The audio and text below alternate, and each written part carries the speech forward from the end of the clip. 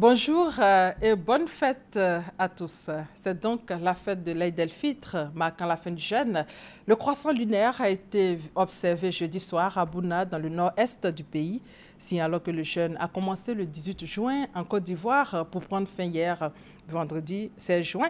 La journée de ce vendredi est donc déclarée férié, chômé et payé. Le gouvernement ivoirien a adopté hier une charte engageant les ministres dans le processus des réformes pour l'amélioration du climat des affaires en Côte d'Ivoire. On fait le point avec Noël Niagno.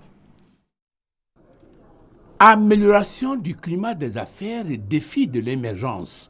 Voilà le thème de l'atelier gouvernemental piloté par le CPC, Centre de promotion des investissements de Côte d'Ivoire, et qui a mobilisé des membres du gouvernement avec à leur tête le Premier ministre, ministre de l'économie, des finances et du budget, des privés et des hauts cadres de l'administration ivoirienne. L'équation à résoudre, hisser la Côte d'Ivoire du 167e rang au 50e des pays réformateurs en 2 ou 3 ans. Comment? En s'inspirant des meilleurs des meilleurs.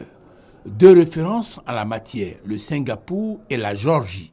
Le premier pays au monde dans le classement Doing Business. Quelle est sa stratégie?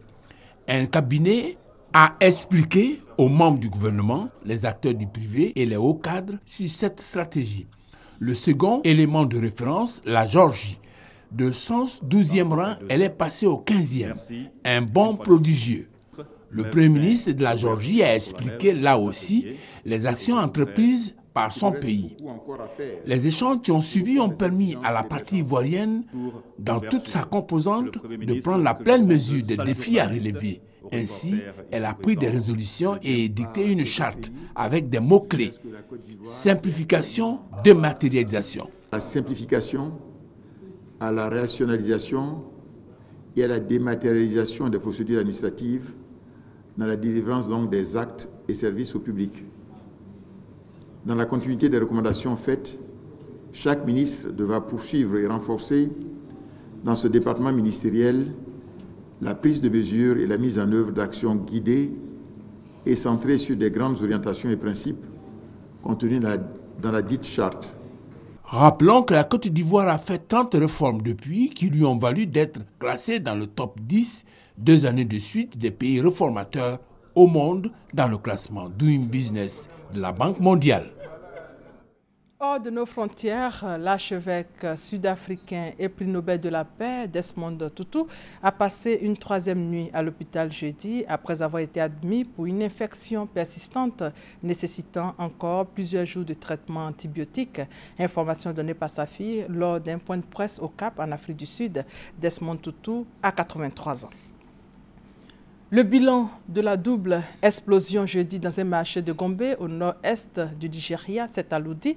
49 morts et plus de 70 blessés. Ce nouvel attentat est attribué à Boko Haram. Et sur la question du terrorisme, les policiers gabonais ont reçu l'ordre de contrôler les personnes qui portent le voile intégral. Le niqab n'est pas encore interdit au Gabon, mais à l'image de son voisin camerounais, le ministère de l'Intérieur souhaite prendre toutes les précautions pour éviter d'éventuels attentats terroristes.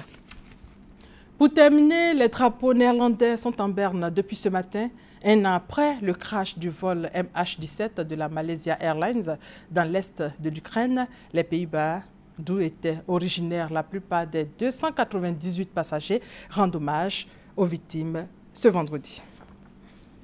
C'est la fin de ce flash. L'actualité revient à 13 h, l'actualité qui sera marquée par l'Aïd el-Fitr, la fête du Ramadan. Merci de votre fidélité. Merci à vous de nous avoir suivis.